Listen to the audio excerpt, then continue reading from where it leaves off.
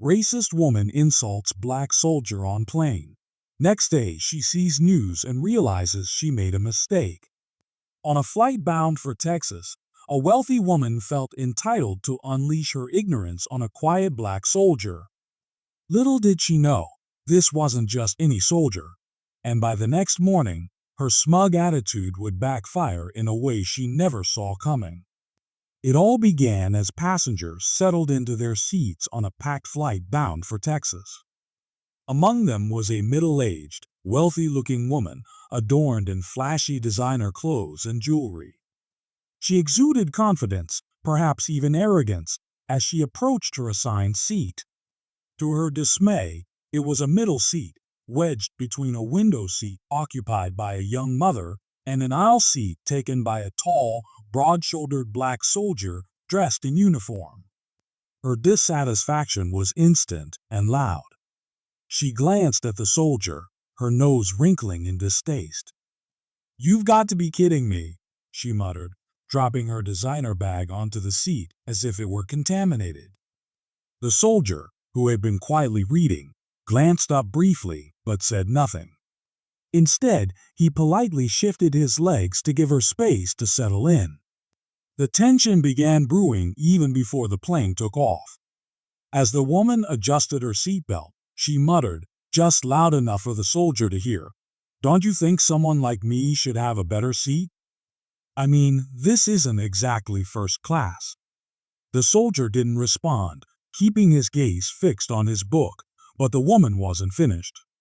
When the flight attendant passed by, the woman flagged her down and asked in a syrupy yet condescending tone, "Excuse me, but is there any way I can be moved? This seat is uncomfortable.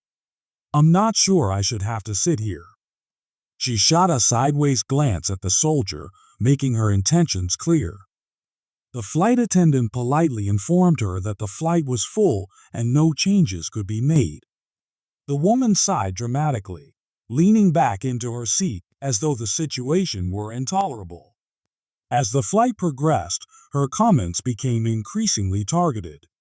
She made offhand remarks about the soldier's uniform, suggesting that it looked cheap, and questioning whether he was really doing anything useful for the country.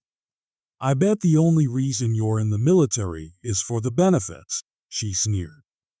Again, the soldier chose not to engage, his silence only fueling her need to provoke. Other passengers began to take notice. Some exchanged uncomfortable glances, while others whispered among themselves. Yet, no one intervened. Perhaps they were unsure of how to address the situation or hoped it would resolve itself. Meanwhile, the woman grew bolder, emboldened by the lack of confrontation. At one point, she pulled out her phone and pretended to text, but her words were audible enough for those nearby. "Sitting next to this guy," she whispered with a mocking laugh. "He's got to be the most boring seatmate ever. Imagine thinking that uniform makes you important." The soldier remained composed, his focus unwavering, but the tension in the cabin was palpable. Her words cut deeper than she realized, but he refused to give her the satisfaction of a reaction.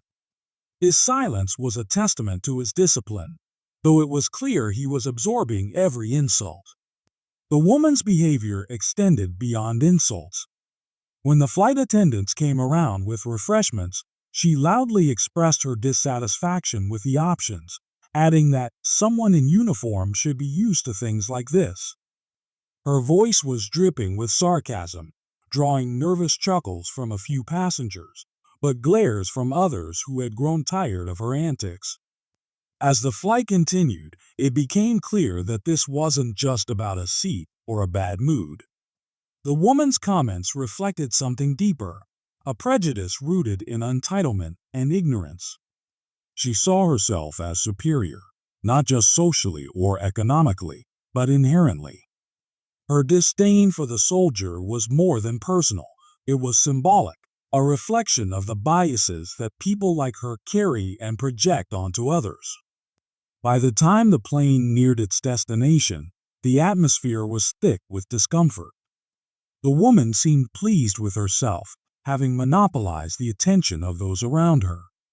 She had turned a peaceful flight into an ordeal for everyone, particularly the soldier. Yet, through it all, he maintained his calm, a quiet dignity that spoke volumes without a single word. Little did she know, her behavior was being noted, not just by passengers, but by the universe itself. The consequences of her actions were already in motion, and by the time she landed, the narrative she thought she controlled would completely unravel. The tension in the cabin was undeniable, and the woman's entitled attitude didn't waver. Her constant remarks about the soldier continued, but he remained silent, choosing to endure the situation with remarkable patience. Other passengers, however, were starting to stir. Whispers could be heard a few rows away, and glances of disapproval were cast in the woman's direction. As the flight progressed, turbulence hit. It wasn't the mild, occasional bump. This was the kind of turbulence that had passengers gripping their armrests and gasping in fear.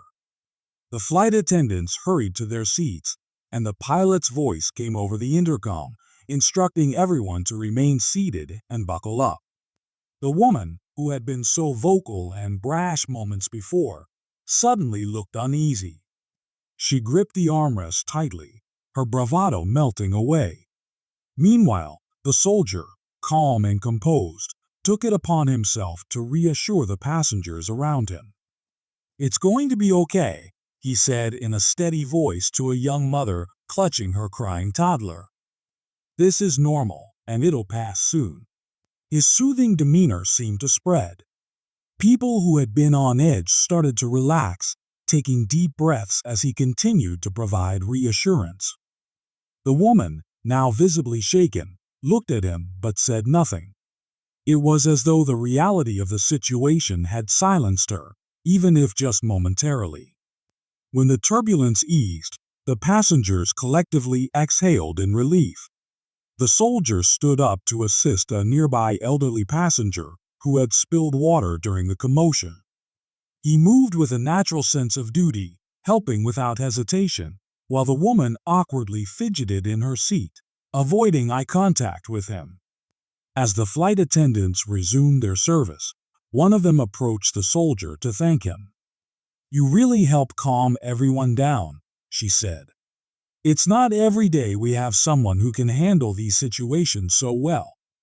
The soldier nodded humbly, brushing off the compliment with a quiet, "Just doing my part." But the woman wasn't done yet. Her earlier embarrassment from the turbulence seemed to reignite her bitterness. She muttered under her breath, just loud enough for nearby passengers to hear, "Isn't that what he's supposed to do? That uniform doesn't make him special." The remark hung in the air, and this time other passengers reacted. A man sitting a row behind her leaned forward and said, "You should be grateful he was here. He handled it better than you did." The woman turned red, her frustration bubbling beneath the surface, but she said nothing more. The other passengers continued to talk about the soldier's calmness, some even asking him about his service. He answered politely but avoided details, keeping the focus on the flight and ensuring everyone was comfortable. As the plane began its descent, a passenger across the aisle struck up a conversation with the soldier, asking about his experiences in the military. The soldier shared that he had been deployed multiple times and had received training to handle high-stress situations. He spoke with humility, never boasting about his achievements, but his words painted a picture of someone who had faced challenges far greater than a turbulent flight. The woman sat in silence, seemingly stewing in her discomfort. She occasionally glanced at the soldier, as if trying to figure out how someone so calm and composed could remain unshaken by her earlier behavior. The reality of her prejudice was starting to hit her, but she wasn't ready to admit it, not yet. As the plane landed and passengers prepared to disembark, several people stopped to thank the soldier personally. Some shook his hand, while others offered kind words of appreciation. The woman, however, avoided eye contact, rushing to grab her bag and leave the plane as quickly as possible. She didn't realize that this wasn't the end of the story. By the next day, she'd come to regret every word she'd said, and the world would know exactly why. The next morning, the woman sat at her dining table with a steaming cup of coffee, scrolling through her phone as she always did.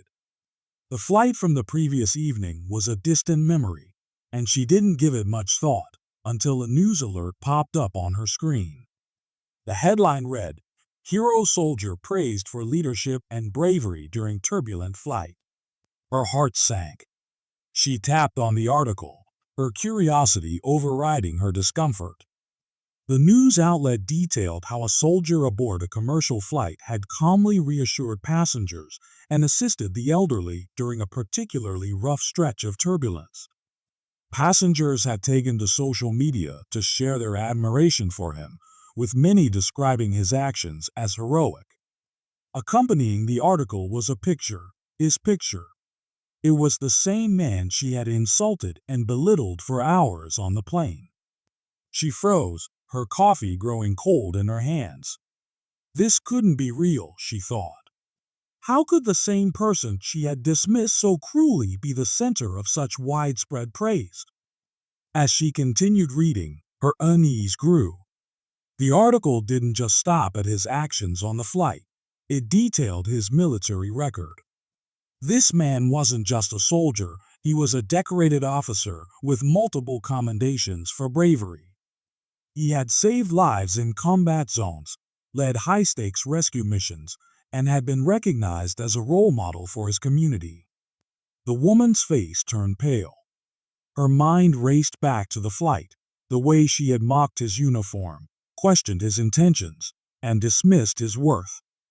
She thought of the passengers who had defended him and the flight attendant who had thanked him. It was all coming back now, but this time she saw it through a different lens. What she had dismissed as insignificant now loomed large in her mind. But it wasn't just the article. Social media was ablaze with first-hand accounts from passengers on the flight. Tweets and posts described the soldier's calm demeanor, his humility, and his willingness to help others, even in the face of disrespect. Many of these posts hinted at her behavior without naming her directly. One comment stood out to her. "It's a shame some people on that flight didn't see his value until it was too late."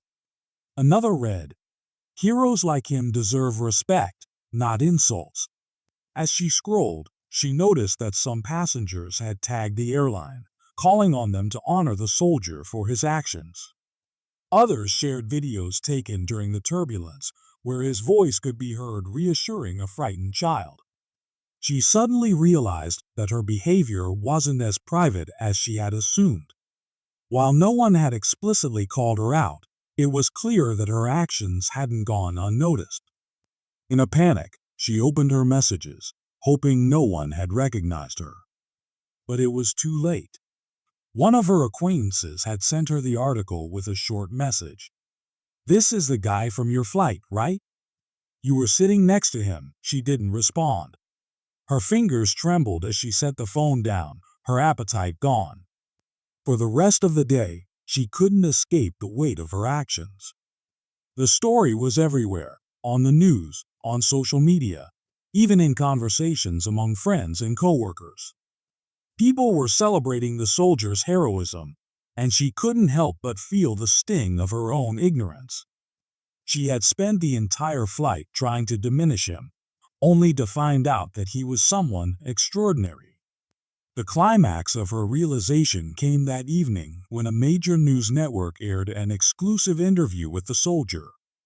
He spoke humbly about his experiences, brushing off the praise and shifting the focus to the people he served. His words weren't bitter or vengeful, but they carried a quiet strength that made her feel smaller than she ever had before. She turned off the TV, her mind reeling. This wasn't just about being caught or embarrassed. It was about confronting the prejudice that had driven her actions. For the first time, she understood the depth of her mistake. And for the first time, she felt the shame she had long ignored. By the end of the day, the woman couldn't escape the weight of her actions. The soldier's calm strength and humility had turned him into a national hero, while her own behavior left her grappling with shame and regret. She realized her prejudice had blinded her to the value of a man who had dedicated his life to serving others. The world now saw him as a symbol of dignity, while she became a reminder of the ignorance still present in society. Her story serves as a powerful lesson. Respect isn't optional, and judging others based on appearances only leads to regret. Don't miss what happens when people's true colors are revealed. Subscribe now for more powerful stories. Please note this is not a real story. It's a work of fiction for education and entertainment purposes.